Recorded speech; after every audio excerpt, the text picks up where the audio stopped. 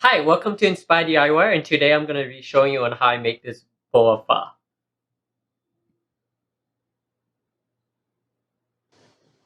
Alright, so first off, we're going to be adding in all the bones. I got here a lot of beef bones here. A couple of different pieces. I think I'm going to be using about a couple pounds, probably about 3 to 4 pounds.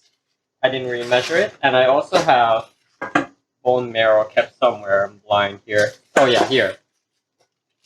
Bone marrow is here as well. So we got a ripping pot, boiling pot, and then we're just gonna drop it right in.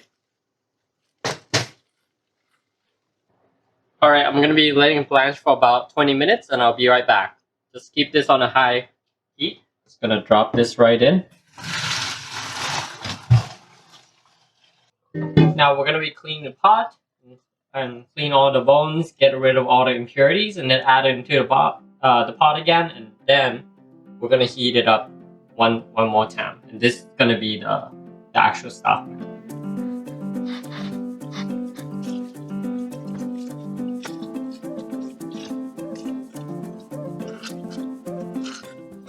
Alright, we're gonna be bringing this thing to a boil one more time, and then we're gonna be slimming it down. And I'm gonna add in all the aromatics like tomorrow because we're starting way earlier than the last time I made like my ramen and stuff like that. So just gonna. Also, you want to skim off all the impurities once it dries up after it starts to boil a little bit. So that's what I'm gonna be doing. Just gonna skim off all the scums and impurity, and I'm gonna call it a day. Welcome back to the morning after. So I got a couple of things going at once. I'm actually showering some of the onions on the electric stoves, and I also got this aromatics that I'm heating up. So here we have some star anise, some coriander seed, fennel, whole cloves, and then what else do I have in here? Fennel seed, I said already, and then some cinnamon sticks. So I'm just gonna heat it up a little bit before adding it to the broth. Once it starts to brown, and release all its aromatics out.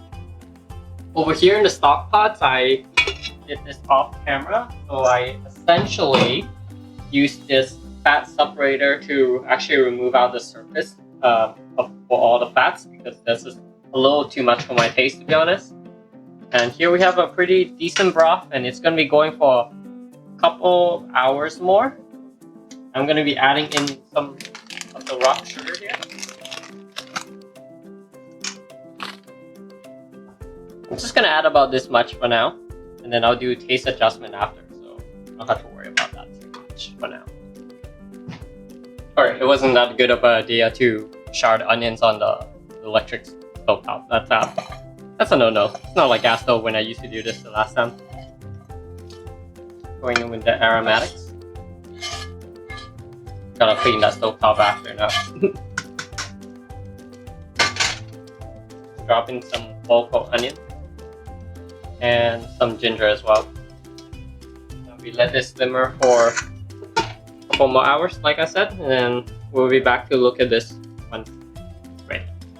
So when you're actually ready to eat the pho, you would just need to cook the rice noodle. Here I'm using a fresh rice noodle, which can be cooked in just a couple of seconds, so you just want to monitor it very carefully. You may also want to strain out the bones so that we get a clean broth without any little bits of bones into the soup. For the plating, you can arrange it however you like, but I prefer to add the rice noodle in and layering that on top with the meat, and then adding in all the toppings. And there you go, you have a nice homemade Vietnamese pho beef noodle soup to eat at your home.